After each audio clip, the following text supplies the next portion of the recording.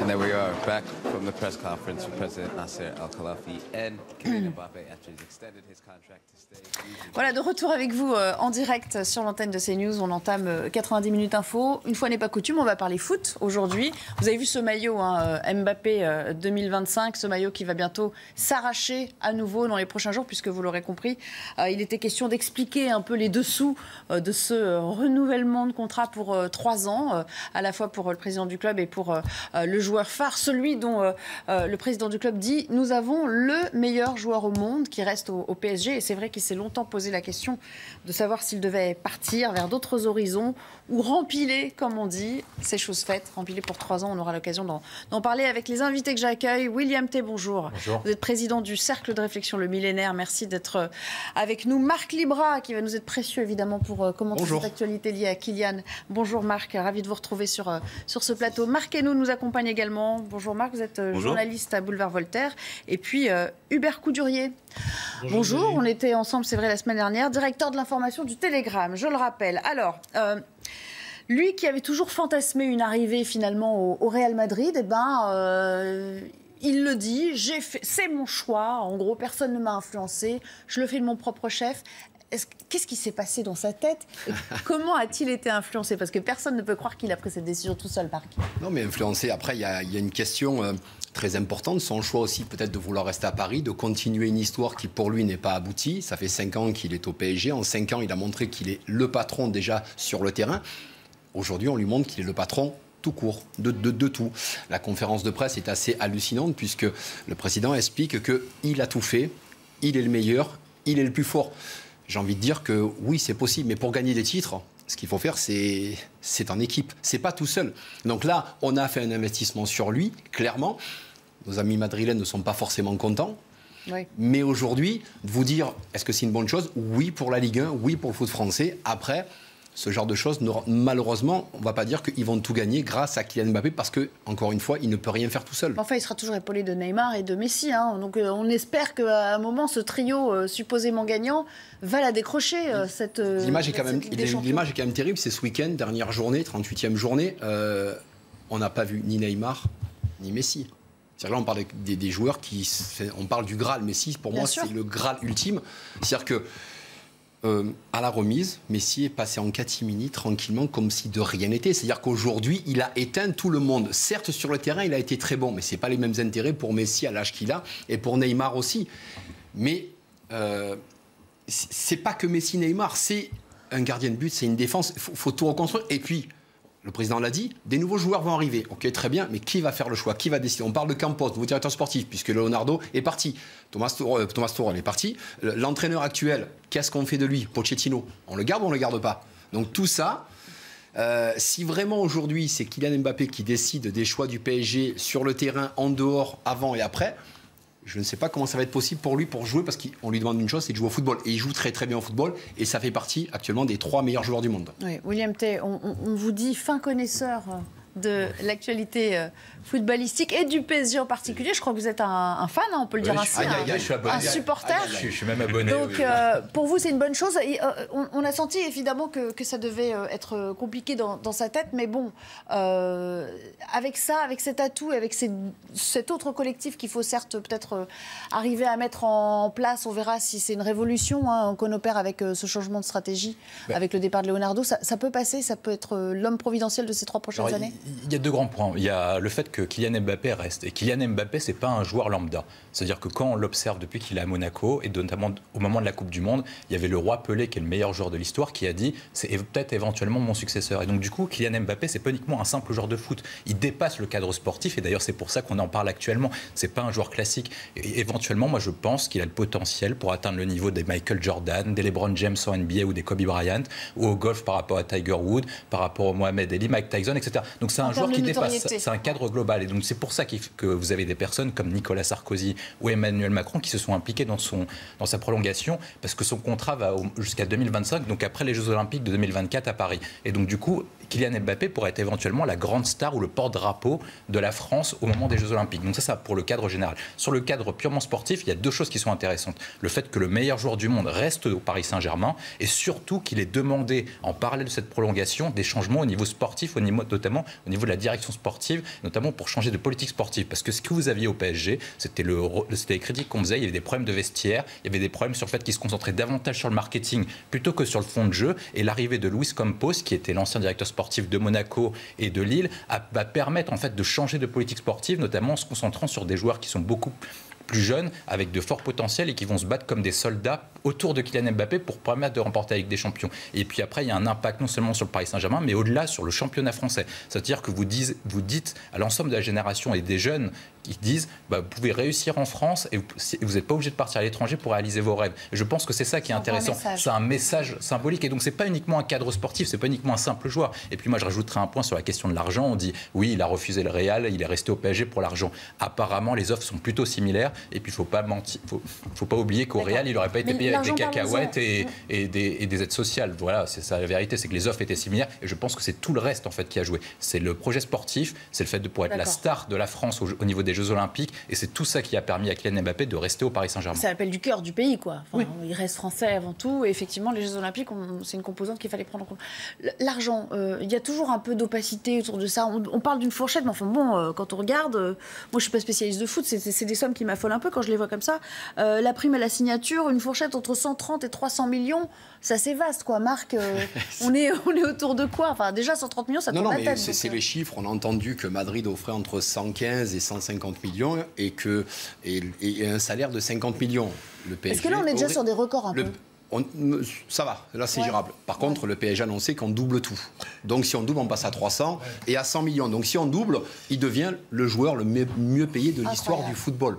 Mais encore une fois, attention, il y est pour rien. Il ne faut pas lui taper dedans. La moindre des personnes, on vous dit tu gagnes 2 000 euros, je te file 200 000. Tu les prends ou pas? Ah non, je ne veux pas les prendre. Vous comprenez, je préfère rester. Donc, ce cas-là n'est pas une priorité. Mais pour revenir sur ce que vous dites, on dit aujourd'hui le format économique de ce que vient de faire Mbappé, c'est LeBron James, c'est Jordan. Mais on n'est pas les États-Unis. On n'est pas les États-Unis. Et tout le monde s'enflamme en disant non, mais on va faire pareil. Là, aujourd'hui, Mbappé, on va lui donner un rôle qui, pour moi, il ne mérite pas. Un joueur de foot doit jouer au football. Si maintenant, avec Campos, avec le nouvel entraîneur qui va arriver, comment ça va se passer dans un groupe de 30 ou 35 joueurs? Qu'est-ce qui va se passer quand un joueur ne va pas jouer? Ah ben c'est normal, je ne suis pas le copain d'Mbappé. Parce que là, on tend sur ce genre de choses. Donc, ce qui est dommage, c'est que pour moi, c'est la référence, un des meilleurs joueurs au monde actuellement. Mais on lui donne un rôle qui n'est pas le sien. Il n'a que 23 ans. Il n'a que 23 ans. Donc il porte trop sur ses épaules, quoi. Hubert Coudurier, on va faire un c'est pas logique. C'est la vision très politique. Ça vous intéresse un peu? Vous êtes au rappel. J'y connais rien, mais je me suis un peu regardé. Après, c'est un bon club de foot. Il y a une vision très politiquement correcte sur le thème, c'est pas un problème d'argent, etc. Le PSG ne pouvait pas rater. Ne pouvait pas perdre Mbappé, de même que le petit émirat du Qatar a existé par Al Jazeera, s'est battu contre l'Arabie Saoudite qui voulait l'étrangler. La diplomatie d'influence qu'incarne le PSG est fondamentale, et donc à l'approche de la Coupe du Monde de la fin de l'année, il ne pouvait pas rater. Le soft power. Il ne pouvait pas rater Mbappé, il ne pouvait pas le laisser partir, et on ne sait pas tout de la transaction financière, mais il faut préserver la statue de Mbappé en disant oui. C'est un choix personnel, l'argent n'a pas compté. Je n'y crois pas complètement. Marc, et nous on le rappelle, William le disait à l'instant, il y a eu un gros lobbying des politiques pour qu'il reste. Ça participe de tout ce que vous avez dit tout à l'heure. Hein, oui, en fait, je voulais juste dire quelque chose, c'est que je suis un petit peu le foot comme ça. Je suis impressionné. Kylian Mbappé, c'est un joueur qui m'impressionne quand même depuis très longtemps. Vous avez rappelé son âge, vous avez rappelé la pression monstrueuse qu'il y a sur ses épaules, et je trouve hallucinant que ce garçon ne se soit pas encore cramé les ailes et ne soit pas encore devenu complètement dingue, parce que mettre sur les épaules d'un garçon de cet âge-là une telle responsabilité, un tel poids, de tels enjeux, je pense qu'il y en aurait beaucoup plus qui aurait vrillé, et on le voit s'exprimer en conférence de presse, on le voit agir sur le terrain. C'est quelqu'un qui joue extrêmement bien. Enfin, c'est un joueur qui me bluffe dès que je le vois sur un terrain. Enfin, il met le feu partout où il va, c'est incroyable. Et ce que je trouve dingue, c'est qu'on l'a vu à cette conférence de presse, c'est quand même un garçon qui reste extrêmement calme, extrêmement froid, qui s'emballe pas. Qui est très intelligent, on sent tout. Mais en fait, qui est très intelligent, et on sent, qui est pas du tout qui est pas là pour cramer, pour tout cramer. En fait, il est vraiment là pour mener une carrière. Et je pense que quand il dit que sa priorité, c'est, alors évidemment, l'argent, ça ça aide aussi. Mais je pense quand il dit que sa priorité c'est le projet sportif, je pense qu'en fait il est extrêmement sincère. Enfin, c'est un garçon qui prend plaisir à jouer au foot. Et on parlait de Neymar et de Messi. Je trouve que la comparaison avec Neymar et Messi sur un terrain est incroyable à chaque fois parce qu'on sent qu'à chaque match Mbappé a envie de jouer, et ce qu'on voit moins parfois chez Messi et Neymar. Après, William T, il y a une famille qui est très présente, voire même omniprésente. Ça a pu être un peu reproché à ses parents au début de sa carrière. Mais enfin bon, on gère ça en famille. Et donc, du coup, peut-être que si ça lui montait un peu la tête, on le ramènerait à la réalité rapidement. Surtout, ce qu'on voit avec la famille Mbappé, quand on regarde les différents documentaires ou ce qui est écrit sur eux, c'est qu'ils ont un projet de carrière bien défini. L'objectif d'Mbappé est de devenir le meilleur joueur de foot et éventuellement de tous les temps. C'est à peu près ça l'objectif. Et donc, du coup, ils sont là pour cadrer son joueur, pour qu'il se concentre uniquement sur le sportif. Lorsque vous avez les problématiques de contrat, c'est pas Kylian Mbappé qui négociait avec Nasser Al-Khelaifi, donc le président du PSG, ou Florentino Pérez, c'était sa famille qui négociait. Et donc, du coup, vous avez sa famille qui est garante de ses intérêts et qui lui permet de se concentrer sur le sportif. Mais moi, je reviens sur la question de Kylian Mbappé. Je pense qu'on ne se rend pas compte de l'éventuel impact qu'on a en termes de géopolitique du sport. C'est-à-dire que si vous aviez, et quand vous regardez ce qu'a fait le PSG, notamment vis-à-vis des clubs espagnols comme le FC Barcelone ou le Real Madrid, éventuellement, on peut espérer que dans les 10-15 prochaines années, la Ligue 1 soit supérieure à la Ligue espagnole. Et ça, c'est un renversement de paradigme exceptionnel. Et c'est pour ça que le dossier Mbappé dépasse uniquement le cadre du Paris Saint-Germain. Et je pense que c'est une excellente nouvelle pour nous. Éventuellement, on est toujours là en France à se dire, oui, éventuellement, il y a la question de l'argent. Mais pour Kylian Mbappé, les deux contrats, de ce qu'on voit dans les dernières infos, étaient plutôt équivalents. Et je pense que la donnée principale, c'est le projet sportif. Et surtout, moi j'insiste dessus, c'est qu'on a un modèle générationnel. C'est-à-dire que quand vous avez Kylian Mbappé, il joue très bien au foot, il ne triche pas, il est très professionnel, il ne pose aucun problème sportif. Qu'est-ce qu'on peut rêver de mieux pour le cadre français et pour le sport français d'avoir un modèle comme ça pour les jeunes qui veulent jouer au sport? Il essaie d'argumenter sur ce que vous disiez avec un bémol tout à l'heure, en fait. J'entends, mais on entend cet argument. On va rappeler que les seuls à pouvoir le payer, ça s'appelle un État, c'est le Qatar aujourd'hui. C'est-à-dire que n'importe quel investisseur, le kick, Manchester City peut-être faire ce genre de choses. Mais aujourd'hui, il n'y a pas grand monde qui peut s'aligner sur ce genre de salaire stratosphérique. Mais encore une fois, c'est très bien pour lui. Mais en face, il y a un État. Donc, on ne boxe pas dans la même catégorie. Après, sur le plan du football, on va rappeler que depuis 5 ans, il est là. Il y a eu des finales de coupe, il y a eu des quarts de finale, il y a eu des huitièmes de finale. Il jouait, hein. C'est pas pour ça qu'ils ont gagné. Et pour moi, c'est la référence. Donc, du PSG, ça, qu'est-ce qui manque au PSG pour gagner cette Ligue des Champions? Justement, j'entends. Parce que Kylian Mbappé, depuis qu'il est arrivé, il voit qu'il y a du, entre guillemets, du désordre. Ça ne lui convient pas. Mais lui, tout seul, ne pourra rien faire. C'est-à-dire qu'il faut qu'il y ait des hommes à côté. Vous allez faire comment par rapport à un nouvel entraîneur qui doit arriver? Le rôle de l'entraîneur aujourd'hui, alors on annonce peut-être Zidane ou on ne sait pas. Mais l'entraîneur qui arrive, vous vous rendez compte le poids? C'est-à-dire qu'on fait une conférence de presse pour un joueur qui a re-signé. Là, et puis on nous annonce qu'il va faire, je crois, le 20h. Là, ça dépasse tout. Donc vous imaginez l'entraîneur qui doit arriver dans un club, puisque tous les entraîneurs qui sont arrivés au PSG, qui sont de très grands entraîneurs avant le PSG et après le PSG, parce qu'ils gagnent tous des Coupes d'Europe. Ça a été un peu la valse des entraîneurs quand même ces dernières années. Hein. Oui, on essaie tout ce qu'on peut, absolument. Mais entre ces gens-là, on avait gagné avant des coupes et on gagnait des championnats et des coupes après. Donc là, aujourd'hui, le nouveau qui va arriver, il sait que quoi qu'il arrive, Dieu Mbappé est là. Donc attention à ce qu'il va faire. Non, mais vous ne pouvez pas vous dire, tiens Mbappé, tu es pas bien, à la 60e, tu sors. Ça n'existe pas. Il ne le supportait pas, on l'a vu. Hein. D'accord. Et ça peut créer un problème. C'est lui qui l'encadrait à Monaco, non? Il a connu jeune, à Monaco. On peut imaginer qu'il ait mis un petit peu qu'il ait apporté sa pierre à l'édifice dans ce choix-là. Ou Kylian Mbappé, oui, peut-être a mis son choix pour... Non, mais ça veut dire qu'il prend de la bouteille quand même, hein, même dans les choix stratégiques du club. Ocampos est un formateur qui va prendre des jeunes joueurs pour les mettre en avant. Est-ce qu'aujourd'hui, le PSG attend des jeunes joueurs? Il y a des joueurs talentueux. Il faut savoir que l'équipe du PSG n'a plus d'équipe réserve. Ils l'ont levé carrément parce qu'ils n'en veulent pas. Ils n'en veulent pas. Donc, et là, on nous dit, on va prendre des jeunes. Non, le format de Paris, c'est de vendre des maillots, c'est d'avoir un intérêt sur la scène marketing. C'est ça qui les a conduits à perdre, en fait, notamment. Parce qu'en fait, ils avaient une accumulation d'ego. Ils n'avaient pas de joueurs avec des rôles spécifiques. Quand vous regardez les clubs qui sont actuellement en finale de Ligue des Champions, c'est-à-dire Liverpool. Ce sont des équipes. Oui, des équipes. Mais Liverpool. Il y a des grandes stars, mais c'est une équipe. Mais justement, Liverpool et Real Madrid. Qu'est-ce qu'ils ont fait comme modèle d'équipe? Vous avez des vieilles stars qui sont vieillissantes, Modric pour le Real, Benzema, etc. Et entourés par des jeunes comme Camavinga, Vinicius, Rodrigo. Et pareil chez Liverpool, vous avez le duo magique Mané et Salah, entourés par des jeunes et des nouveaux joueurs. Et je pense que c'est le bon modèle pour permettre à la fois d'avoir de l'expérience et également des jeunes qui ont faim. On va marquer une courte pause et puis on va retrouver Mathieu Rio pour le Flash Info et on continue de parler de ce choix de Mbappé de rester à Paris pour 3 années supplémentaires. L'un des derniers témoins de la Shoah en France est mort ce matin. Élie Buzyn s'est éteint à 93 ans. C'est sa fille Agnès Buzyn, ancienne ministre de la Santé, qui l'a annoncé. Ce rescapé d'Auschwitz a fait un malaise hier soir après une conférence de témoignage. Il était entouré de jeunes pour passer le relais de cette mémoire. À Kiev, le verdict du premier procès pour crime de guerre est tombé. Vadim Chichimarin, soldat russe de 21 ans, a été condamné à la prison à vie pour avoir tué un civil de 62 ans. Il a été reconnu coupable de meurtre prémédité et de crime de guerre. Son avocat a immédiatement annoncé qu'il ferait appel. La saison des récoltes approche et les agriculteurs français manquent de bras. Dans les Landes, les producteurs recherchent des saisonniers pour castrer le maïs cet été. Mais sur les 500 postes à pourvoir, seules 300 candidatures ont été déposées. L'année dernière, à la même période, 1000 personnes avaient déjà postulé. Il y a combien de 3 Ligues des Champions? 4 après. Voilà, vous l'avez suivi sur notre antenne, c'était il y a une bonne demi-heure. Kylian Mbappé qui précisait ses intentions. Il reste encore une fois.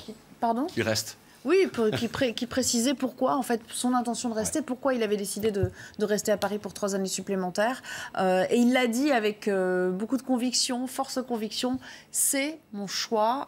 J'avais la sensation que je n'étais pas allée au bout de l'histoire. Écoutez un extrait de cette conférence de presse. Mais bien sûr que ça pèse, parce que c'était une décision difficile. Mais j'ai toujours voulu me réfugier dans mon football, parce que c'est là où je suis bon, c'est ce que je sais faire. Et après, je savais qu'on allait être amené à parler de ça. Je voulais prendre le temps aussi de faire le meilleur choix possible, mon choix. Et j'avais pas de problème particulier avec la pression, parce que je l'ai depuis que j'ai 14 ans, donc il n'y a pas de problème avec ça. Marc Hello, on disait aussi à l'instant, c'est bien d'avoir une tête de gondole, ou 2 ou 3, mais à un moment donné, pour qu'une équipe gagne au plus haut niveau, même si on y a mis les moyens, il faut qu'elle fasse score, qu'il y ait une cohésion qui se crée. C'est un peu ce qui a manqué au PSG année après année. C'est un peu le problème du PSG depuis 10 ans. Enfin, on en a parlé tout à l'heure, mais c'est vrai qu'il y a eu une valse d'entraîneurs qui ont toujours gagné avant et après, mais qui n'ont jamais réussi à gagner, en tout cas à gagner durablement, même une Ligue des Champions. Enfin, le PSG, la Ligue des Champions, c'est presque devenu une blague en fait. En réalité, il se plante tout le temps contre des équipes contre lesquelles il pourrait a priori gagner. On voit qu'il y a un problème de mental, mais justement, je crois qu'en sport, le mental, il se dit, la course mentale est surtout gagnée par l'équipe qui a le meilleur collectif et qui arrive à se sublimer ensemble pour vaincre l'adversaire. Le PSG, c'est un ensemble d'individualités qui a toujours eu du mal à avoir un ensemble cohérent. Le fait que Mbappé reste au PSG, je pense qu'à l'échelle nationale, c'est une très bonne nouvelle. Après, pour le PSG, c'est effectivement risqué parce que c'est tout misé sur un joueur sur les 11 que compose l'équipe. Et j'ose pas imaginer si Mbappé devait se blesser sérieusement en début de saison prochaine, ce serait un drame, je pense, pour l'équipe, quoi. Enfin, c'est un peu réducteur pour les personnalités que sont Neymar et Messi, ce que vous dites. Oui, mais moi, sur un joueur, il y a quand même des sacrés points sur c'est mon point de vue un peu d'amateur, mais Neymar et Messi, je les trouve, alors de loin, évidemment, je suis pas tous les matchs au détail, mais je les trouve assez fantomatiques en fait depuis leur arrivée au PSG. Alors Neymar un peu moins, mais quand on met 3 stars ensemble, il y a généralement des gagnants et des perdants aussi dans la course au but, quoi. Hubert Coudurier, quel regard vous portez sur cette équipe aujourd'hui? Très basiquement, Neymar et Messi en perte de vitesse et une équipe qui n'est pas dirigée. Mais je ne suis pas un spécialiste du sport. Ouais. Et derrière tout ça, la Coupe du Monde et les JO de 2024, tout de même. Des enjeux importants pour le rayonnement du pays. On a l'impression, vu de l'extérieur, que Neymar et Messi, vous les enterrez un peu vite. Comme s'ils avaient fait que des contre-performances et qu'ils avaient rien de prometteur devant eux. Ni Neymar, ni Messi. La seule chose aujourd'hui pour ces deux joueurs-là, c'est de préparer une Coupe du Monde qui va se passer en novembre et décembre prochain. Donc l'intérêt de Messi, quand il signe à Paris, il achète, il est un petit peu blessé. Il a expliqué clairement que lui, le plus important, c'est les éliminatoires avec l'Argentine et d'être qualifié pour la Coupe du Monde, puisque Messi, avec l'Argentine, gagné qu'une Copa, seulement une, et là il se dit c'est ma dernière, je dois me préparer, et là il est en préparation pour sa Coupe du Monde, c'est la dernière Coupe du Monde qu'il va faire. Et pour Neymar, c'est la même chose avec le Brésil qui revient fort, donc le Brésil doit se rattraper. Donc que Kylian brille, c'est pas très grave. La Ligue 1, avec ou sans Neymar ou Messi, il la remporte quand même, ils n'ont pas de soucis parce qu'ils ont les joueurs. Donc ces joueurs-là, ils vont se préparer. Et après, on verra quand ils reviennent de la Coupe du Monde comment ça se passe. Mais pour revenir sur l'exemple de Kylian, il y a un intérêt, parce qu'il y a aussi un championnat d'Europe qui va se jouer aussi. Il y a ces fameux JO où il va être le porte-drapeau et il veut jouer aussi les JO avec l'équipe de France de foot aussi, parce qu'on a droit à 2-3 joueurs de plus de 23 ans, donc il veut aussi participer à ça. Donc il y a énormément d'intérêt pour lui. Et c'est peut-être là, pour moi, la chose qui lui dit... Eh bien, j'ai envie. Et après, n'oubliez pas, il doit aller chercher le record de Cavani, 200 buts, il est à 171. Cette année, si on parle de basket, double-double, meilleur buteur, meilleur passeur. Donc en fait, dans son processus, parce qu'il est conditionné, c'est une machine depuis l'âge de 14 ans, il le dit, 14 ans, lui, il est conditionné, il est extrêmement fort, il est conscient de ses forces. Donc je pense qu'il va essayer d'aller au max du max de ce qu'il peut faire. Et après, comme on dit, il ne faut pas qu'il y ait de problème en route, parce qu'aujourd'hui, tout est calculé, tout est préparé. Oui. Un petit extrait de ce qu'il a dit sur le Real Madrid. Vous savez que ça l'a longtemps fait hésiter et rêver, cette perspective. Il s'en est expliqué tout à l'heure. Tout le monde sait que l'année dernière, je voulais partir et j'avais l'intime conviction que c'était la meilleure décision possible à ce moment-là. Maintenant, les années, elles se suivent, mais elles ne se ressemblent pas. Aujourd'hui, il y avait un contexte qui était différent. Un contexte sportif, un contexte aussi, un contexte privé, un contexte aussi que j'étais libre et que, en tant que Français, et d'où mon importance que je sais dans le pays. C'est un pays dans lequel je vais vivre, dans lequel je vais vieillir. Je vais revenir ici après ma carrière. Alors pourquoi il n'est pas parti, Marc? Parce que le PSG l'a empêché de partir. Le PSG, tu pars pas. C'est-à-dire qu'ils ont dit, c'est comme ça. Donc tu partiras libre. Et en septembre, octobre dernier, donc rappelez-vous, il était quand même hué au Parc des Princes parce qu'il a dit, désolé, je ne re-signais pas, je vais sûrement aller à Madrid. Le président que l'on voit derrière vous a dit, non, hors de question, tu ne partiras pas. Et à ce moment-là, il dit un mot important et ça aurait dû me marquer, c'est qu'il dit, il ne partira jamais gratuit. Oui.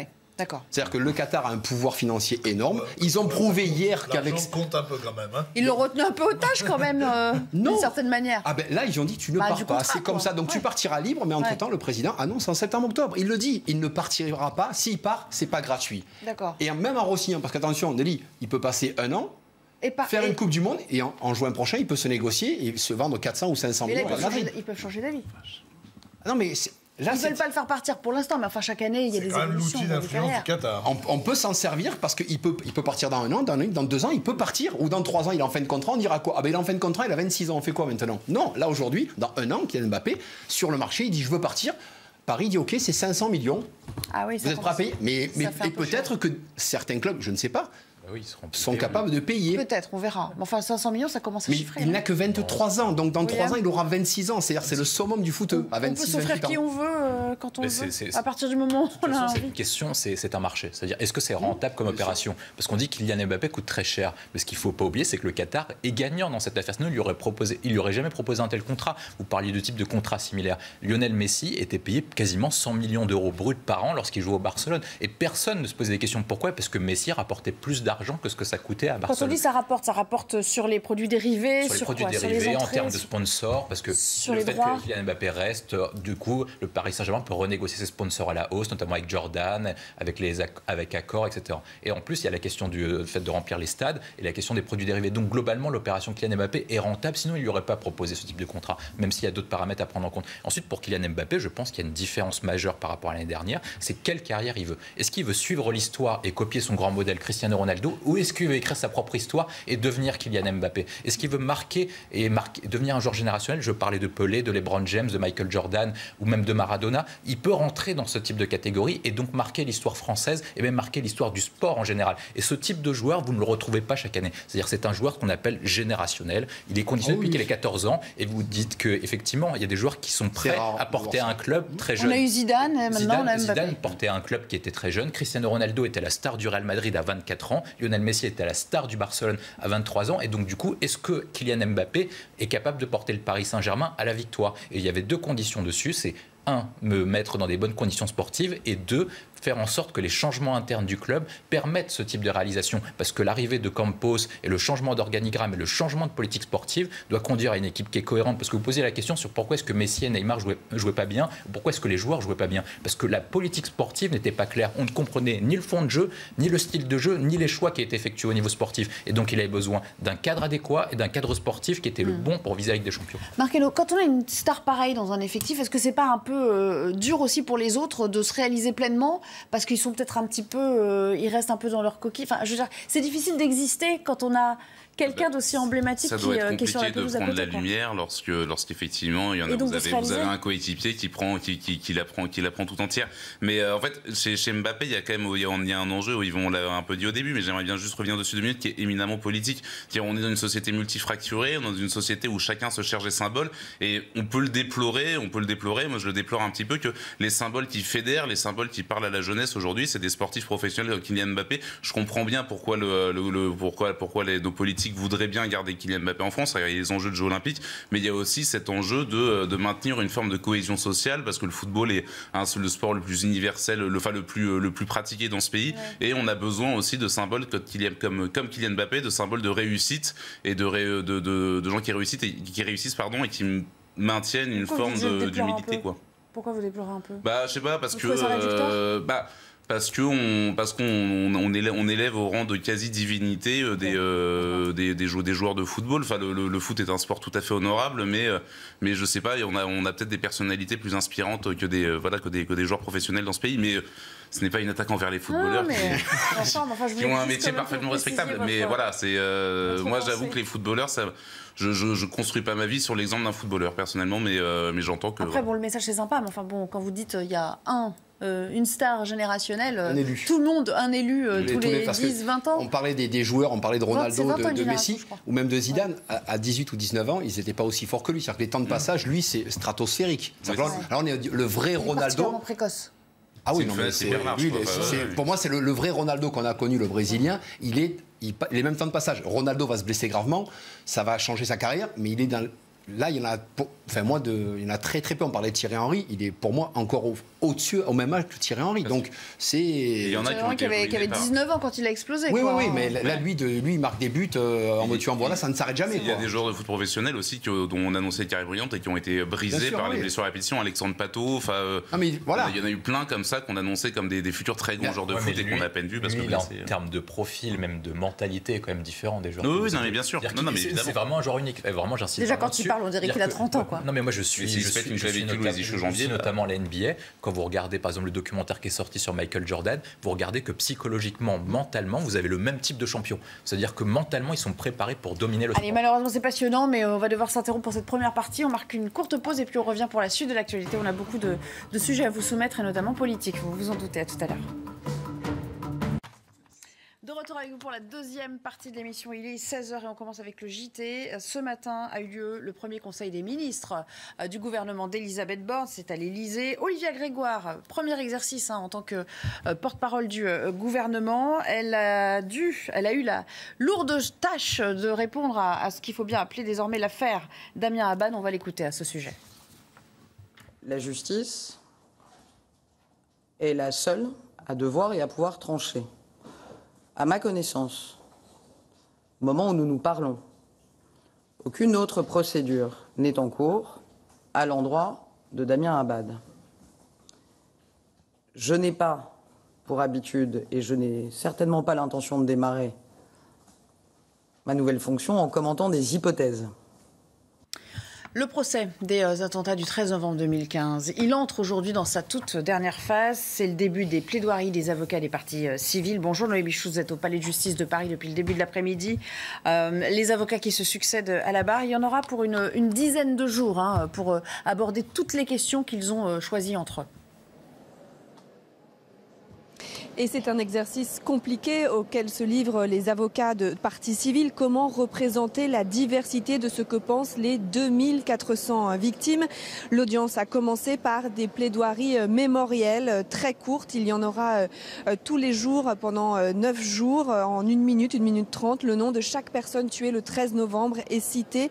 Sa vie évoquée à travers un trait de caractère, une anecdote heureuse pour qu'on se souvienne d'eux, pas seulement à travers leur mort, mais aussi à travers leur vie. Puis les avocats qui se sont répartis des thèmes ont plaidé sur la question de la radicalisation. Ce procès n'est pas celui de l'islam, mais bien de l'islamisme radical, a tonné Maître Maktouf sur l'existence du mal. La tranquillité d'un soir de novembre a été percutée par le mal en rafale. Comment des hommes qui ont un jour été des enfants ont-ils basculé et tué des êtres avec lesquels ils auraient pu converser? C'est interrogé Maître Reinhardt. Autre point abordé, l'attitude des accusés. Vous continuez à ne penser qu'à vous. Je n'ai pas cru à vos larmes, a sèchement lancé Maître Chemla aux hommes dans le box. Ces plaidoiries vont se poursuivre pendant 9 jours. Merci beaucoup pour ces précisions. Noémie Chousse en direct du Palais de Justice de Paris. Sachez qu'un agent de sécurité a été tué ce matin devant l'ambassade du Qatar, dans le 8e arrondissement parisien. Un homme a été interpellé. Selon nos informations, cette enquête a été ouverte pour homicide volontaire. Des investigations qui ont été confiées à la brigade criminelle. Et puis, c'est la chute d'un symbole, celui de la résistance ukrainienne. Moscou assure avoir parachevé la conquête de Mariupol. Victoire importante, si elle est confirmée, pour Vladimir Poutine, 3 mois seulement après le début de la guerre. Valentine Leboeuf. Opération déminage pour les soldats russes. Il faut dégager les routes et nettoyer la ville de Mariupol après 86 jours de combat. Plus de 100 explosifs ont été détruits au cours des 2 derniers jours. La tâche est énorme. L'ennemi a posé ses propres mines terrestres. Et nous avions aussi posé nos mines pour le bloquer. Nous avons environ 2 semaines de travail devant nous. Mariupol dévoile des paysages apocalyptiques. 90% de cette ville portuaire et industrielle seraient endommagée. Le Kremlin a annoncé que les dernières forces ukrainiennes retranchées dans l'usine Azovstal s'étaient rendues. La prise de Mariupol permet aux Russes de s'offrir un contrôle sur la mer d'Azov et d'établir une continuité territoriale entre l'est du Donbass et la péninsule de Crimée.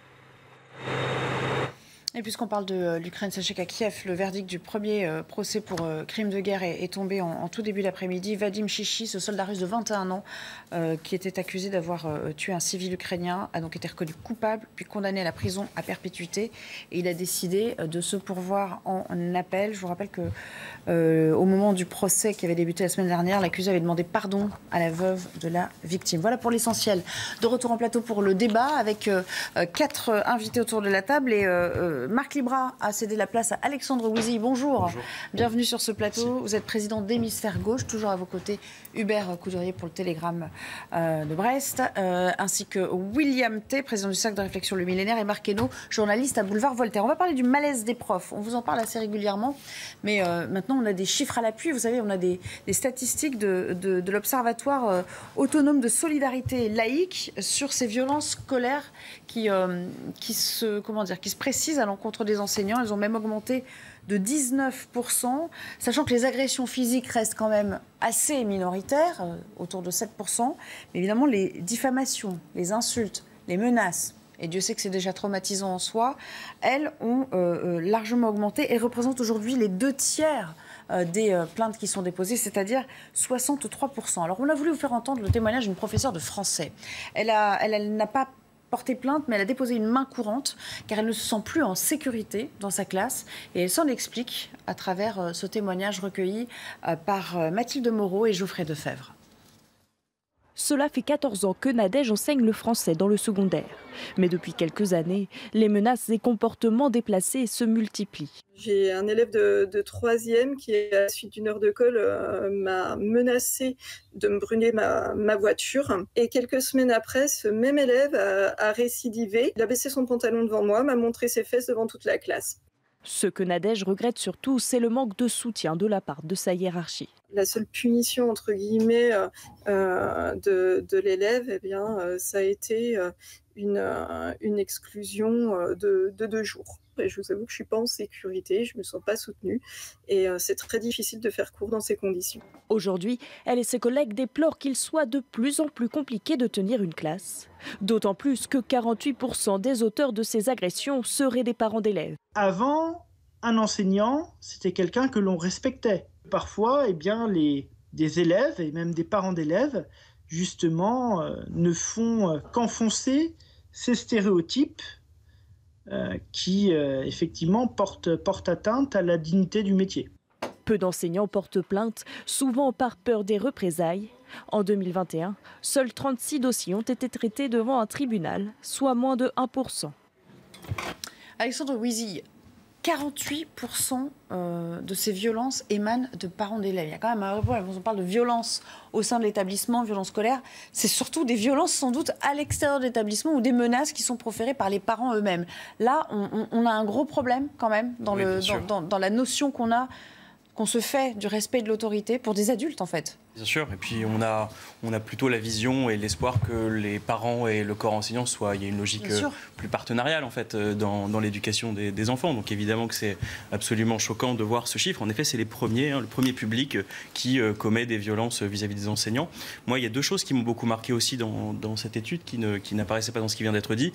D'abord, le fait que c'est au premier degré que la majorité des violences ont lieu. 60% ont lieu au premier degré. Et deuxième point... En primaire. En primaire, voilà, pour dire les choses simplement. Et deuxième point, en effet, ce que raconte l'étude, c'est que les enseignants ne sont pas encouragés lorsqu'ils vont au commissariat vers la voie pénale, mais plutôt vers des procédures civiles. Alors que quand même, sur ce qu'est l'école, sur le sanctuaire qu'elle doit être, il faut quand même accompagner très fortement les enseignants. Et c'est vrai que ça, c'est assez surprenant. Et ce qui est pointé par l'étude, c'est une baisse assez forte, en fait, du fait que ces affaires soient pénalisées. On est après seulement 1%. Et c'est un vrai sujet. C'est un vrai sujet, je pense. Et il faut accompagner les enseignants, leur dire qu'on est avec eux. Et ça peut aussi vouloir dire qu'au commissariat, ils soient vraiment accompagnés vers des procédures utiles. Hubert Courtoria, en PQR, comme on dit communément dans le jargon, ce sont des affaires... Vous avez vu sans doute évoluer aussi dans le métier les thèmes qui revenaient sur le devant de la scène. Ce sont des affaires qu'on évoque de plus en plus, malheureusement, que vous traitez avec un peu plus de banalité qu'avant. Pas tant que ça, en tout cas pas dans notre région, mais on sait très bien qu'on a la nostalgie des hussards noirs de la République, des professeurs Jean Giono en blouse qui se levaient, etc. Aujourd'hui, on insulte de plus en plus jeunes et surtout, la hiérarchie soutient peu les enseignants qui ont leurs propres problèmes, sentiment parfois de déclassement, sentiment de ne pas avoir des cursus de carrière suffisamment... Du coup, il y a un problème de recrutement aujourd'hui, on l'abordera aussi tout à l'heure. Mais enfin, le respect de l'autorité, c'est quand même le minimum qu'on leur doit. Et on a un peu l'impression que dès qu'il y a des problèmes, c'est sauf qui peut au niveau de la hiérarchie, il n'y a pas beaucoup de courage. Alors il y a des cas extrêmes, hein, on l'avait vu dans l'affaire de Samuel Paty, mais ça c'est exceptionnel. Mais malgré tout, un sentiment un peu d'une démission collective à laquelle Jean-Michel Blanquer va essayer d'apporter quelques remèdes. Je ne suis pas certain que l'annulation on en parlera peut-être après. Ah oui, on va en parler, je vous confirme. Je ne suis pas certain que ça donne un signal extrêmement positif, puisque ça va alimenter une espèce de ressenti négatif chez certains élèves, d'oppression de leurs parents, de leurs ancêtres, etc. Et ça va créer encore plus de crispation. Marc Hainaut, cette responsabilité parentale, ou plutôt irresponsabilité parentale, elle nous dit aussi quelque chose du rapport qu'on a à ces enfants, du fait qu'on leur passe tout et qu'on pense qu'ils ont raison face au monde entier, en fait. Il y a certainement un peu de ça, juste pour préciser sur Samuel Paty, le dénouement du drame Samuel Paty est effectivement exceptionnel, heureusement, mais des signalements des affaires comme celle de Samuel Paty, il y en a plein en réalité, des profs qui sont dénoncés pour des supposés propos islamophobes, etc. Nous, on en reçoit assez régulièrement, on a des témoignages assez réguliers dans ce sens, donc malheureusement, non, c'est plus exceptionnel. Je pense qu'il y a deux facteurs qui jouent. Le fait que pendant 40 ans, on ait dégommé tout principe d'autorité à l'école, qu'on en ait fini avec les cours magistraux, avec les notations, avec le fait que finalement les élèves étaient les professeurs sont des enseignants, les élèves des apprenants. Enfin, il y a quand même toute une idéologie qui s'est mise en place et qui s'est achoppée à un autre phénomène qui s'est accéléré ces derniers temps, c'est l'ensauvagement de la société aussi. Enfin, je veux dire, il y a ces deux facteurs corrélés qui provoquent aussi la situation qu'on voit. Et alors après, il y a effectivement cet autre phénomène, mais qui est aussi peut-être à mettre en relation avec au moins le fait d'avoir détruit pour des raisons idéologiques le principe d'autorité, c'est la dictature de l'enfant roi. C'est des parents, c'est une éducation peut-être beaucoup plus bienveillante, beaucoup moins verticale, on va dire, et qui provoque aussi ces phénomènes avec des parents. On voit l'explosion avec le phénomène des diagnostics HPI au potentiel ZEP surdoué, etc. On voit que les parents se jettent aussi là-dedans pour démontrer aux professeurs que leur enfant n'est pas en dessous du niveau ou n'est pas particulier, mais juste il est trop brillant pour être perçu à sa juste valeur. Enfin, c'est cet amalgame de phénomènes en fait. William Thay, on survalorise nos enfants. Est-ce qu'on leur rend service ?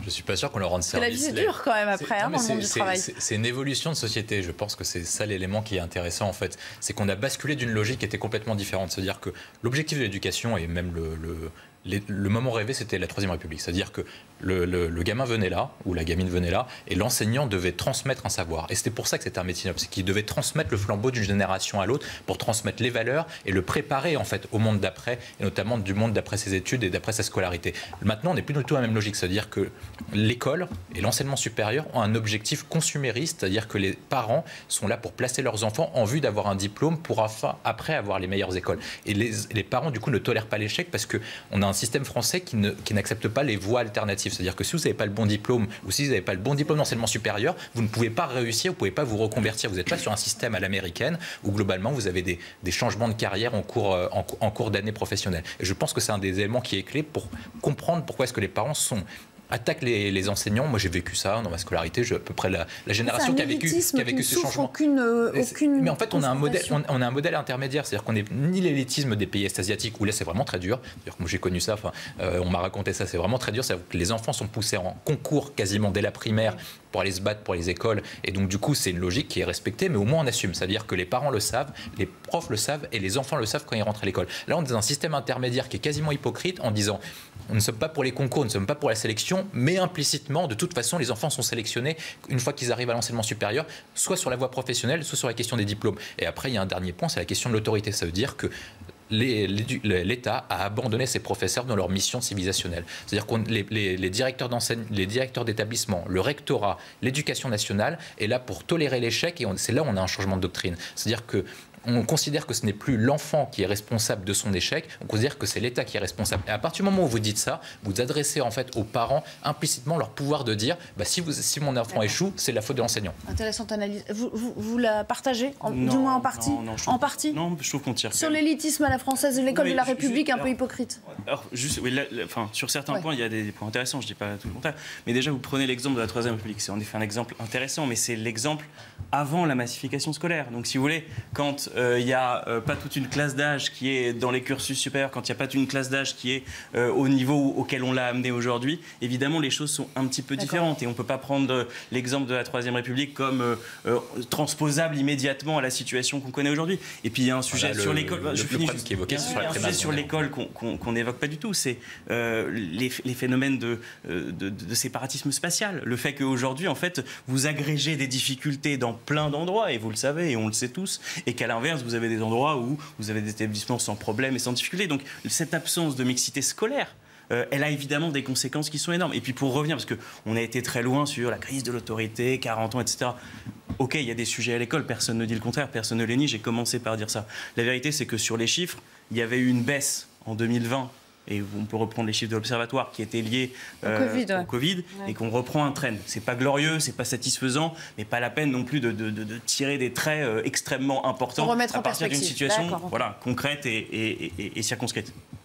Je suis obligée d'interrompre pour le Flash Info, parce que c'est l'heure, on a un petit peu étiré les réponses, mais je reviens vers vous, Hubert Coudurier, juste après le Flash Info d'Isabelle Piboulot. Procès des terroristes du 13 novembre, les plaidoiries des parties civiles ont débuté aujourd'hui. Organisées par thème, 330 avocats se sont répartis les sujets que les victimes souhaitent voir défendus, comme le détournement de la religion ou encore la culpabilité du survivant.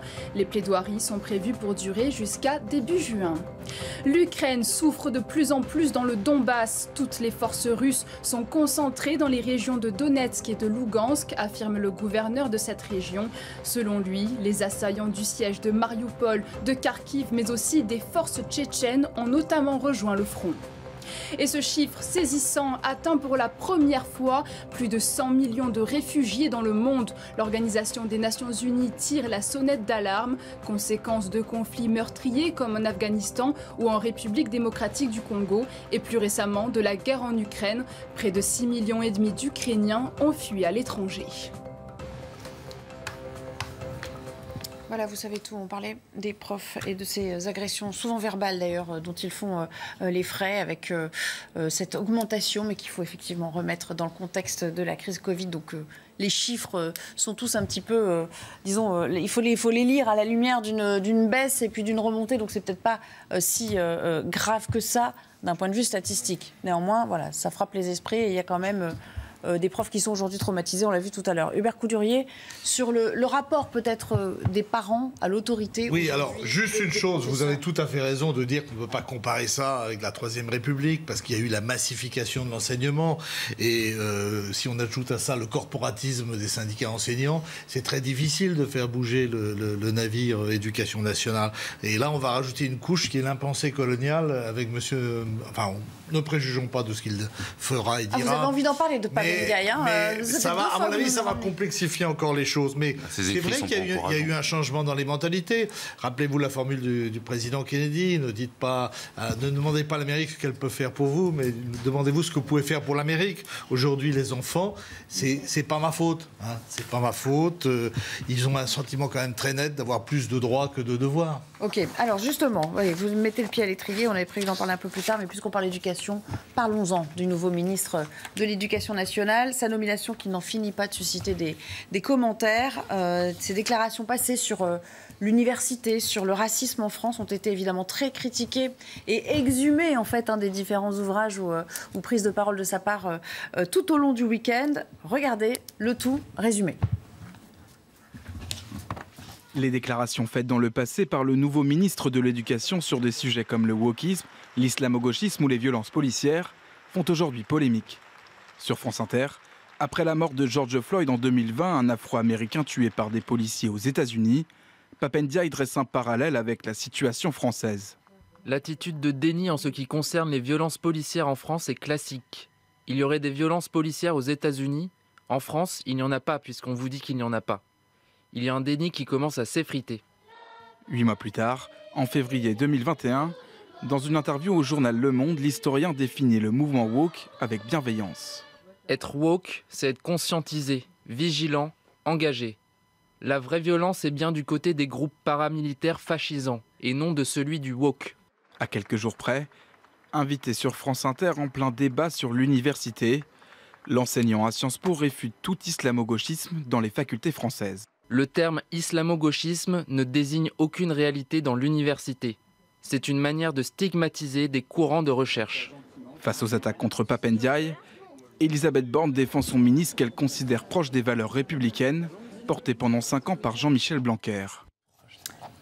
Marc Hainaut, là, il va un peu chercher Jean-Luc Mélenchon sur ses terres. Oui, alors déjà, proche des valeurs républicaines, c'est pas mal, mais dans les valeurs républicaines, ce serait mieux. Non, mais c'était juste, je trouvais la formule d'Elisabeth Borne un petit peu maladroite. Non, en fait, Pape Ndiaye, je vais pas parler du fond, parce qu'effectivement, après, peut-être qu'il aurait une politique en désaccord avec ses écrits, peut-être qu'il a pensé ça à un certain moment. Après, évidemment, ses écrits, en ce qui me concerne, parlent pas en sa faveur, mais chacun peut... Et ça ne veut pas dire qu'il va insuffler ça à la tête du ministère. Non, en fait, moi, c'est plus l'aspect politique qui m'intéresse. Déjà, Emmanuel Macron, il prend des risques, il prend un petit peu des risques. Je suis même pas sûr que Jean-Luc Mélenchon aurait osé le nommer à ce poste-là, en fait, s'il avait été Premier ministre. Au contraire, Jean-Luc Mélenchon aurait peut-être essayé de rassurer sur ce côté-là. Après, il y a aussi, évidemment, en brandissant Pape Ndiaye, évidemment, il a suscité la réaction qu'il attendait, c'est-à-dire l'intégralité de la droite qui s'est jetée sur ce symbole extrêmement voyant. La deuxième chose, c'est c'est aussi amusant parce que c'est le seul profil venant quand même de l'extrême gauche au milieu d'un gouvernement qui est quand même plutôt a été repêché chez les Républicains, ou en tout cas plutôt dans l'aile droite. Donc il y a quelque chose d'assez habile de la part d'Emmanuel Macron, et je serais un militant de la France Insoumise, j'aurais très mal pris cette espèce de petit coup fourré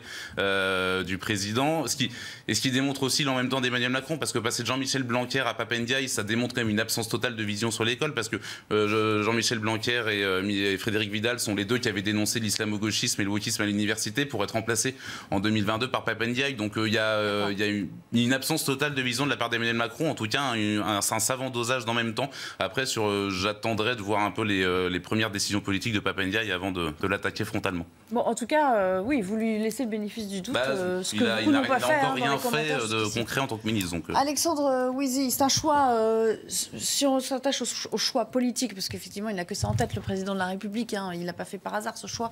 C'est un choix subversif, c'est le choix de la provocation, c'est un choix électoraliste, comment vous le définissez ? Non mais juste déjà moi pour revenir, vous lui laissez le bénéfice du doute, mais vous y allez quand même franchement. Et puis je vous entends également à côté de moi. Moi je suis consterné par ces délires sur l'islamo-gauchisme. En fait c'est pas le sujet de l'école. Le sujet de l'école c'est notre classement dans PISA. Le sujet c'est les maths. Le sujet c'est le français. Le sujet c'est notre niveau. Et vous êtes là à imaginer une politique. Je parle de mon voisin parce qu'il a commencé à lancer le sujet sur la question coloniale, etc. On le laisse développer. Mais le sujet c'est celui-là. C'est ça que je veux dire. Vous comprenez? Le sujet c'est pas l'idée que peut-être il y aurait la pénétration de je ne sais quoi, d'ailleurs que personne ne définit, dont tout le monde parle, islamo-gauchiste, Jean-Michel Blanquer, Monsieur Ndiaye, on comprend pas la logique politique, mais c'est ni la première ni la dernière fois en fait. Il fait l'essuie-glace, on en a déjà parlé ici. Moi je suis d'accord avec vous, il ne faut pas lui faire. Parce qu'il vous a un petit peu reproché de procès d'intention. Dupond-Moretti n'est pas le même en tant que ministre qu'il était en tant qu'avocat. Mais la vraie question, c'est pas tellement M. Ndiaye, on verra comment il agit et on pourra le juger ensuite. Que le simple dédoublement des classes de CP dont on nous parle depuis maintenant 3-4 ans. C'est bien, hein, mais il va falloir aller un peu plus loin dans l'ambition. C'est pour ça que moi je suis inquiet de la nomination de Pape Ndiaye à l'éducation nationale, parce qu'effectivement il y a différentes questions. Vous avez parlé de la question de la cancel culture, du wokisme, etc. Mais il y a d'autres questions qui sont essentielles sur la question de Pape Ndiaye. C'est-à-dire quel modèle on veut bâtir pour notre école. Emmanuel Macron a dit pour l'école doit être l'objet d'une refondation et c'est l'une des priorités de son quinquennat. Mais quel modèle il veut prendre? Est-ce qu'il veut prendre un modèle anglo-saxon ou est-ce qu'il veut prendre un modèle est-asiatique basé sur la méritocratie et l'effort? Le choix de Pape Ndiaye est significatif parce que Pape Ndiaye parle de discrimination positive et de racisme d'État. Donc c'est-à-dire que plutôt que son profil évidemment est méritocratique et on doit se féliciter qu'il y ait des profils comme ça qui puissent réussir, mais la question est politique, c'est quel chemin il veut dresser pour notre école. Et sur ce point-là, il y a des grands signaux d'inquiétude. Il y a un risque qu'on revienne sur les... Non mais pour moi, je veux dire, c'est typiquement de la pensée par connotation. Il se peut vous avez aucun élément tangible pour dire quoi que ce soit. Il n'y a aucun élément tangible pour dire. Il a dit qu'il allait mettre des points en fonction de critères raciaux. Il a rien dit tout à l'heure. Ça c'est n'importe quoi. On peut se faire plaisir. Non mais il a dit qu'il y avait un racisme d'État. Il a dit qu'il y avait un racisme d'État. Moi j'aurais récuse ces mots. Je ne suis pas là pour défendre d'ailleurs le gouvernement Macron, ça ne m'intéresse pas. Mais en revanche, la manière dont vous développez les choses, excusez-moi, c'est pas la même chose. Pourquoi vous dites qu'il n'y a pas de signification politique? Ces écrits reflètent sa pensée. Je vous ai dit que là vous êtes en train de dire il y aura la cancel, il y aura en tant que ministre, il n'a pas tout pouvoir non plus de revoir tous les manuels scolaires et de refaire le programme. Je pense que c'est ça qui est intéressant parce que l'éducation nationale souffre de problèmes depuis plus de 40 ans. Et pour résoudre ces problèmes très forts, il faut une personnalité très forte qui affronte les syndicats étudiants qui ne partagent pas l'intérêt des élèves et de notre scolarité. Parce que les syndicats de professeurs sont là pour défendre des intérêts sectoriels. Et pour quelqu'un qui puisse réformer l'éducation nationale et rebâtir l'école sur des bases saines, il faut quelqu'un qui soit en capacité d'avoir une vision et un programme clair. En tout cas, Emmanuel Macron et Jean-Michel Blanquer étaient en guerre un petit peu avec justement cette partie, avec la direction des programmes, avec l'intelligentsia un peu qui domine l'éducation nationale. Il a été remplacé par Monsieur Ndiaye qui, en tout cas, a priori, sera beaucoup plus en phase avec l'idéologie dominante dans l'éducation nationale. Moi, personnellement, je le déplore. Merci. C'est la fin de cette deuxième partie. On revient pour parler toujours des nominations au sein de ce gouvernement. Il y en a une qui, évidemment, fait beaucoup de vagues, qui plonge un peu les personnalités du nouveau gouvernement dans l'embarras lorsqu'il s'agit d'y répondre. C'est Damien Abad qui fait l'objet de plusieurs accusations, mais on verra ce qu'il en est d'un point de vue de la justice, parce que c'est là-dessus, effectivement, que le gouvernement s'appuie pour dire seule la justice peut trancher et est souveraine en la matière. À tout de suite.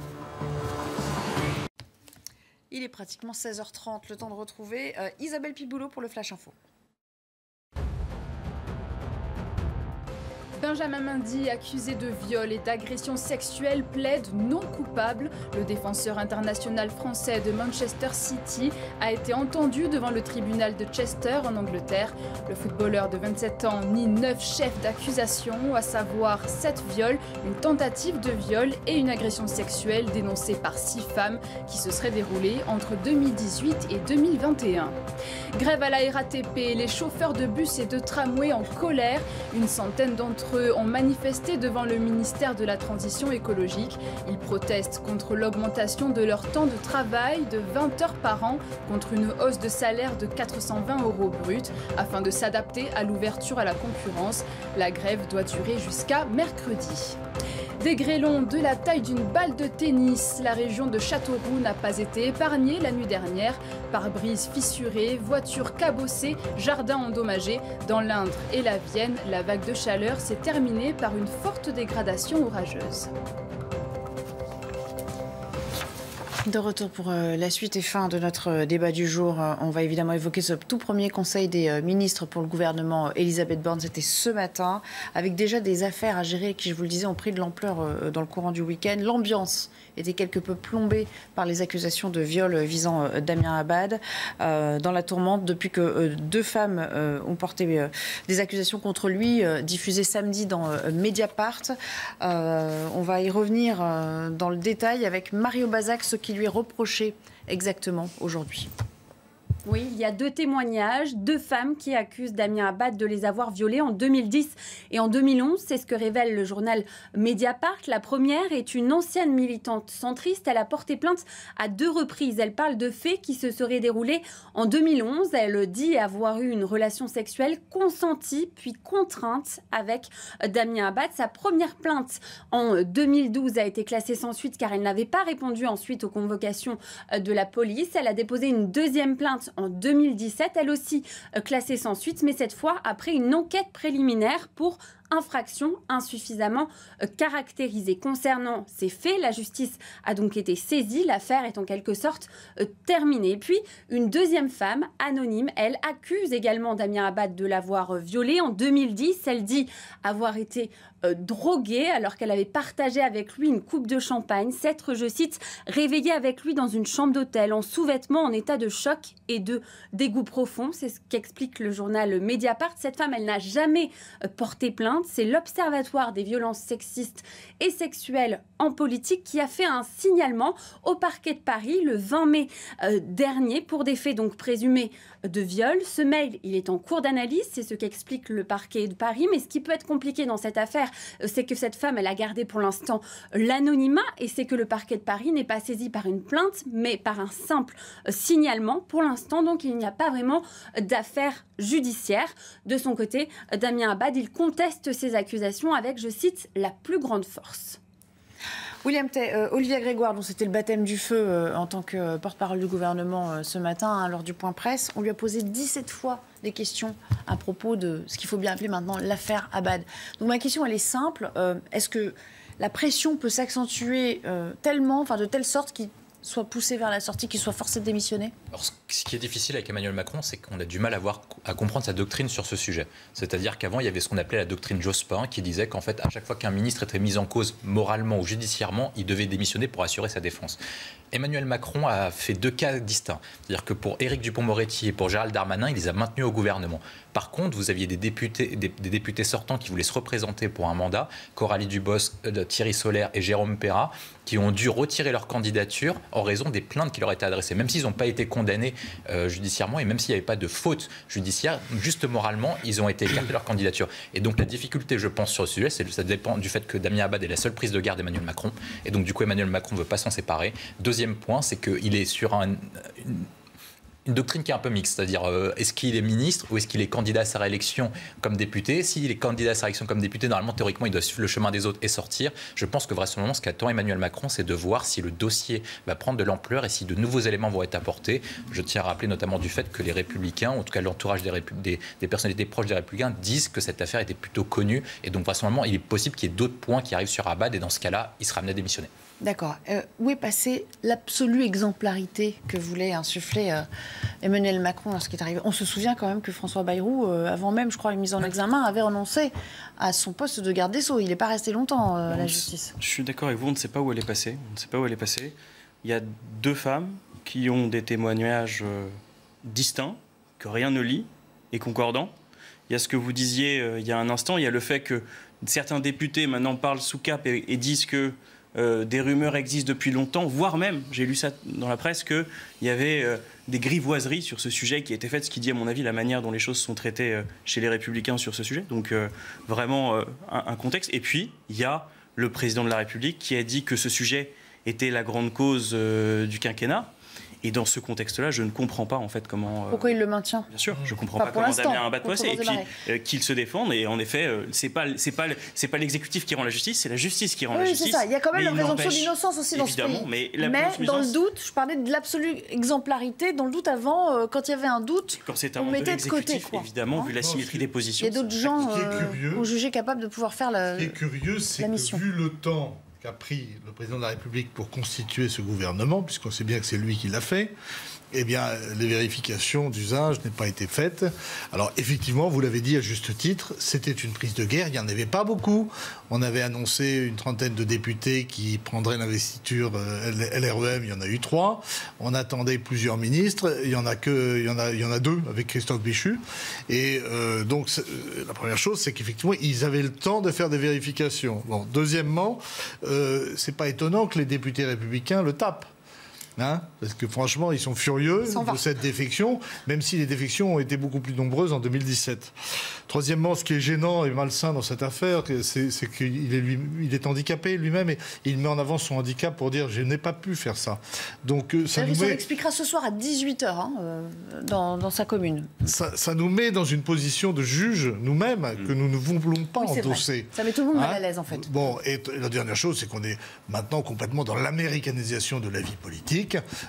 Avec le mouvement MeToo, qui a de bons côtés, mais aussi des excès, et qu'aujourd'hui, dès que quelqu'un accuse, eh bien, il est cloué au pilori sur la place publique. On ne va pas présager aussi de ce que... Non, mais c'est très bien qu'aujourd'hui, c'est un bouleversement complet de la vie politique française. D'accord, mais enfin bon, les victimes disent peut-être la vérité, et donc on ne va pas non plus les herder en les remettant en cause.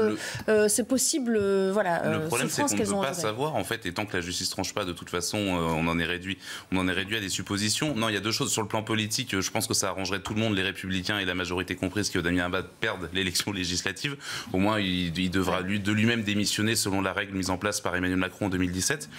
Première chose. Deuxièmement, moi, il y a toujours quelque chose qui me gêne dans cette affaire, c'est qu'on parle des rumeurs sur des agissements de telle ou telle personnalité politique. Ça touche absolument toutes les familles politiques. Il y en a à la France Insoumise, un peu partout. Et première chose. Et deuxièmement, la cofondatrice de l'Observatoire des violences sexistes et sexuelles. Alors, c'est la cofondatrice, c'est la militante Alice Coffin, dont l'engagement politique à l'extrême gauche, il me semble que c'était Europe Écologie Les Verts. Il me semble qu'elle est candidate pour la NUPES, il me semble. Ce qui n'est pas du tout infamant, évidemment, mais on peut se poser aussi la question de l'objectivité de cet observatoire et de l'objectivité de son travail. Moi, ce dont j'ai toujours peur, c'est que ce travail soit aussi détourné à des fins politiques. Ça veut dire qu'on a vu cet observatoire se cibler avec beaucoup de véhémence les membres de la majorité, on l'a moins vu sur sa sensibilité politique. Bref. Donc, moi, c'est toujours ce qui me gêne. Et c'est comme pour l'affaire Tahabouaf, en fait. J'espère que la militante qui a mis en cause Tahabouaf portera plainte, parce que ces gens-là, en fait, ils n'auront jamais l'occasion d'être innocents. Ils seront peut-être jamais déclarés coupables. Tahabouaf, s'il n'y aura pas de jugement, il sera jamais déclaré coupable. Il a été tué, mais il a été tué publiquement. Sa réputation est lourdement entachée. S'il y avait une action en justice, il aurait pu être innocenté. Tahabouaf, comme Damien Abad, risque, quelles que soient les décisions ultérieures, de toute façon, ils seront salis à jamais, même s'ils sont innocents. Ok, alors justement, puisque vous parlez de Tahabouaf, on va écouter Olivier Faure, vous savez, qu'il a rejoint l'Alliance avec l'Alliance NUPES. Il a évoqué ces accusations visant Damien Abad, pour le coup. D'abord, cette affaire est sérieuse. Et ce qui se passe depuis maintenant quelques années, avec notamment l'émergence du mouvement MeToo, c'est le fait que, désormais, on prête une attention nouvelle à la parole des femmes. Voilà des millénaires que le viol, l'agression sexuelle est tolérée, acceptée, minimisée, relativisée. Et pour la première fois, eh bien, on a le sentiment que quelque chose se passe. Que la tolérance à la violence contre les femmes est en train de basculer, qu'on n'accepte plus ce qu'on acceptait depuis trop longtemps. Et donc les signaux doivent être clairs, tous très clairs. Et il me semble que dans un gouvernement qui prétend avoir fait de la lutte contre les violences faites aux femmes la cause principale de son quinquennat, il faut aussi être clair.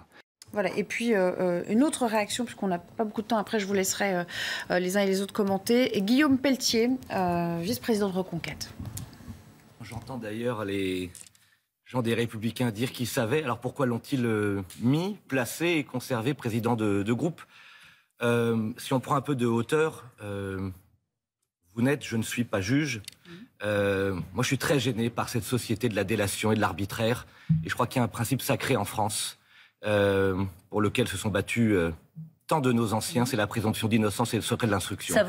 Si on veut basculer dans une société à l'américaine où tout le monde peut dire tout et son contraire sur tout le monde et n'importe qui, continuons ainsi. Si on veut respecter un principe de droit essentiel, c'est tout simple. Tant qu'on n'est pas condamné, on est innocent. Ça, c'est un principe sacré. Si ces femmes ont raison, Damien Abad sera condamné. Et si elles ont tort? Et si elles mentent? Il faut que chacun mesure la gravité de tout ça. Donc ça veut dire qu'il doit même rester au gouvernement? Et bien entendu. Mais M. Darmanin, je crois, a été victime des mêmes propos il y a quelques temps. C'est lui qui a été victime? Sa réputation, son image, puisqu'à la fin, la justice a dit qu'il ne s'était rien passé. Deux points de vue bien différents, hein. Oui. Bien sûr, on aura compris. Il y a une double difficulté, c'est-à-dire qu'avant on décidait entre est-ce qu'il faut respecter l'état de droit et donc du coup est-ce qu'il est condamné et il doit sortir, ou la question de la morale, c'est l'arbitrage que doit faire Emmanuel Macron. Sauf qu'il y a un cas spécifique pour Damien Abad, c'est qu'il est très difficile de prouver la question du viol. Il est très difficile, et puis que le mouvement de société doit conduire à la libération des femmes, la libération de la parole des femmes et les conduire à porter plainte. Et c'est pour ça que normalement, théoriquement, Damien Abad, malheureusement pour lui, doit faire l'objet d'un symbole et encourager ce mouvement. Alexandre Louisi, puis Hubert Coudurier. C'est vrai que quand je vois Guillaume Pelletier parler de délation pour ce qu'on appelle libération de la parole des femmes, je mesure le chemin et l'espace. Ça me choque le mot délation? Bien sûr, ça me choque énormément. D'accord. Je rappelle juste sur le thème de l'américanisation de la vie politique, ce qui s'est passé aux États-Unis il y a une vingtaine d'années, les procès pour la mémoire recouvrée d'enfants qui disaient qu'ils avaient été violés par leurs parents, des parents qui se sont suicidés, et on s'est aperçu après coup que les enfants avaient menti. C'est très compliqué, ces affaires-là. On parle des enfants à un certain âge qui peuvent c'est sur l'américanisation et sur la délation, je suis assez d'accord. Une femme adulte en possession de toutes ses facultés mentales, on ne peut pas dire qu'elle fabule. Pour les enfants, et ça mérite encore plus. Marc Hainaut. Pour qu'une victime puisse être reconnue en tant que victime et un coupable condamné, il faut impérativement que la justice se fasse. S'il n'y a pas de justice et si ça se gère en interne, les victimes ne le seront jamais et les coupables ne le seront jamais. Merci à tous les quatre d'avoir apporté votre sentiment sur cette affaire. On verra comment ça évolue. En tout cas, déjà à 18h, il a décidé de prendre la parole pour s'expliquer face à cette pression qui monte aussi pour lui, nouvellement, fraîchement nommé dans ce gouvernement. Dans un instant, nouvelle pause et puis vous retrouverez Laurence Ferrari, bien sûr, pour le début de Punchline à 17h. Et quant à moi, je vous dis à demain pour une nouvelle édition 90 minutes info. Excellent après-midi sur nos antennes. C'était un militant du devoir de mémoire. Élie Buzyn, l'un des derniers témoins de la Shoah, s'est éteint à 93 ans ce matin. Sa fille, Agnès Buzyn, ancienne ministre de la Santé, l'a annoncé. Élie Buzyn a fait un malaise hier soir après une conférence de témoignage auprès de jeunes. Ce rescapé du camp d'Auschwitz appelait la jeunesse à être des témoins, des témoins. Au moins 9 cambriolages recensés en moins d'une semaine dans les quartiers chics de Paris. Un préjudice total estimé à 1,5 million d'euros. Les victimes sont souvent des célébrités, mannequins, influenceuses ou encore diplomates. Plusieurs enquêtes ont été confiées au service de la police judiciaire parisienne. Il est unique au monde. Un nouveau radar vient tout juste d'être homologué en France. Son nom, Parifex Nano. Et petite nouveauté, il ne contrôlera pas seulement les vitesses, il sera aussi capable de verbaliser la circulation à contresens, le non-respect du panneau stop, des distances de sécurité ou encore le franchissement de la bande blanche.